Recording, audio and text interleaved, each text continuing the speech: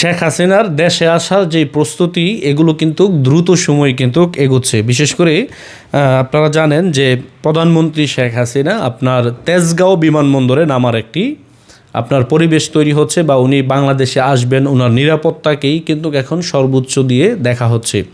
হয়তো অনেকে আমাকে বলবেন যে উনি কিভাবে বাংলাদেশের প্রধানমন্ত্রী, তাহলে আমি আপনাদেরকে বলবো এই ভিডিওটি দেখার জন্য।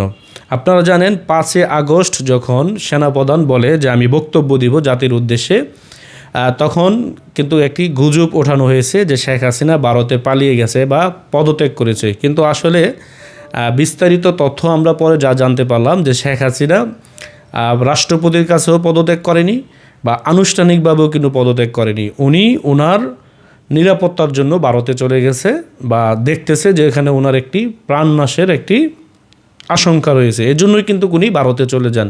এখন প্রশ্ন হচ্ছে যে সেনাপ্রধান তো বলেছিল যে শেখ হাসিনা পদত্যাগ করছে, এখন উনি এই উত্তপ্ত পরিস্থিতিতে এই কথাটা কেন বললেন বা এই কথাটা বলার কারণ কি রয়েছে, এটা যদি আমরা গভীরভাবে পর্যবেক্ষণ করি তখন ওই সময়টার পরিস্থিতি ছিল অনেকটা উত্তপ্ত একটা পরিস্থিতি। ওই সময় এই কথাটা বলে কিন্তু জাতিকে সান্ত্বনা দেওয়া হয়েছে, আমি ব্যক্তিগতভাবে মনে করি। কিন্তু শেখ হাসিনা প্রকৃত অর্থে উনি কিন্তু পদত্যাগ করেনি।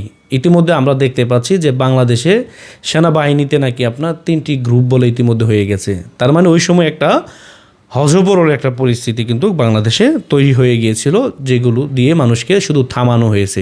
কিন্তু পরিস্থিতি যখন আস্তে আস্তে ঠান্ডা হলো তখন এগুলোর বোঝা গেল কি যে শেখ হাসিনা আসলে পদত্যাগ করেনি। তার মানে যেহেতু উনি চলে গেছে, বাংলাদেশ নামক রাষ্ট্রটি তো পরিচালনা করতে হবে, সেই সুযোগটাই কিন্তু আপনার সমন্বয়করা নিয়েছে এই লুটপাটের জন্য। এবং কি ইউনূসকে প্রধান উপদেষ্টা করে একটি উপদেষ্টা কমিটি গঠন করা হয়েছে এই রাষ্ট্রটি পরিচালনা করার জন্য, কিন্তু তারা এই রাষ্ট্রটি পরিচালনা করতে পারতেছে না। আর ওই দিক দিয়ে শেখ হাসিনার কিন্তু পদত্যাগপত্রও নাই। তার মানে শেখ হাসিনা এখনও বাংলাদেশের বৈধ প্রধানমন্ত্রী, কারণ কাগজ ব্যতীত আপনাকে কেউ অবৈধ প্রমাণ করতে পারবে না। আর শেখ হাসিনা সরকারের বিরুদ্ধে যে আপনার ষড়যন্ত্র হয়েছে এগুলো কিন্তু ইতিমধ্যে বিশ্বের বিভিন্ন দেশ থেকে কিন্তু তথ্য আসতেছে। আর দেশের বর্তমান পরিস্থিতি যদি আপনি বিবেচনা করেন, সাধারণ জনগণ কিন্তু এখন এটাই বলতেছে যে শেখ হাসিনা এসেই ক্ষমতা নেক এবং কি এই রাষ্ট্র উনিই চালাক, কারণ উনার সময়ে কিন্তু আমরা ভালো ছিলাম, দেশের জনগণ নিরাপদে ছিল। তার মানে দেখতে পারতেছেন যে এখানে বাংলাদেশের প্রায় আপনি ধরতে পারেন যে এখন প্রায় 70% মানুষ চাচ্ছে যে শেখ হাসিনা এসে ক্ষমতা নেক এবং কি এই রাষ্ট্রটি পরিচালনা করুক। এখন আপনি 30% মানুষ যদি বিপক্ষে থাকে তাহলে কিন্তু কিছুই হবে না। আপনাকে 70% মানুষের কথাই কিন্তু বিবেচনায় রাখতে হবে। আপনি গিয়ে দেখেন অনেকে কিন্তু আপনার মনে মনে দোয়া করতেছে যে শেখ হাসিনা যদি আসতো তাহলে তো বাংলাদেশ সুন্দরভাবে পরিচালনা করা যেত। এবং এটাও কিন্তু বলা হচ্ছে যে শেখ হাসিনা বাংলাদেশে আসার যে সময় বা নির্ধারণ এগুলো দ্রুত সময় বলে আপনার জানানো হবে বলে এরকম কিন্তু তথ্য আমরা কিন্তু পাচ্ছি। এবং কি সেটি কিভাবে হবে বা সেনাপ্রধান এটি কিভাবে আপনার ম্যানেজ করবে এগুলো আসলে সময়ের ব্যাপার, বা উনি কিভাবে আসবেন বাংলাদেশে বা ওনার সিকিউরিটি কী হবে, নিরাপত্তা কী হবে, এগুলো সব কিছু কিন্তু এখন সেনাপ্রধান বুঝবে। আর এটাও আপনি ধরে নিতে পারেন যে শেখ হাসিনা বাংলাদেশে অবশ্যই আসবে, কারণ না আসার কোনো কারণ নাই, কারণ উনি এদেশের নাগরিক, কারণ ওনার কোনো বিদেশে নাগরিকত্ব নাই ইউনূসের মতো যে উনি বিদেশে গিয়ে পালিয়ে থাকবে। উনি যেহেতু পার্শ্ববর্তী রাষ্ট্র ভারতে গেছে, যেহেতু বাংলাদেশের সাথে একটা চুক্তি আছে, ওই রাজনৈতিক আশ্রয় কিন্তু উনি এইভাবে বা রয়েছে বা ভিসা দিয়ে হোক যেই কোনোভাবেই হোক একটি আশ্রয়ে কিন্তু ভারতে উনি রয়ে গেছে।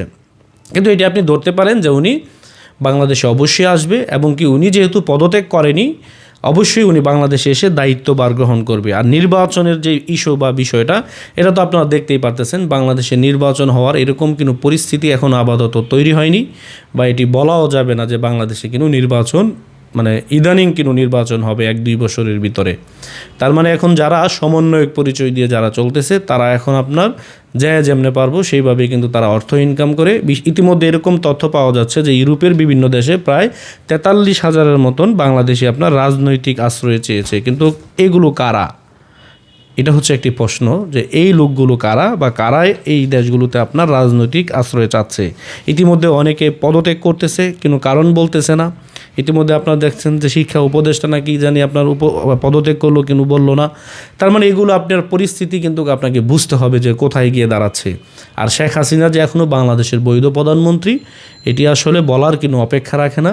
আর এই দেশের জনগণও যে শেখ হাসিনাকে চায়, এটি ইতিমধ্যে এই কয়েক মাসে প্রমাণিত হয়ে গেছে যে শেখ হাসিনার প্রতি এদেশের মানুষের একটা আস্থা রয়েছে, এত স্বৈরাচার বলার পরও, ফ্যাসিস্ট বলার পরও।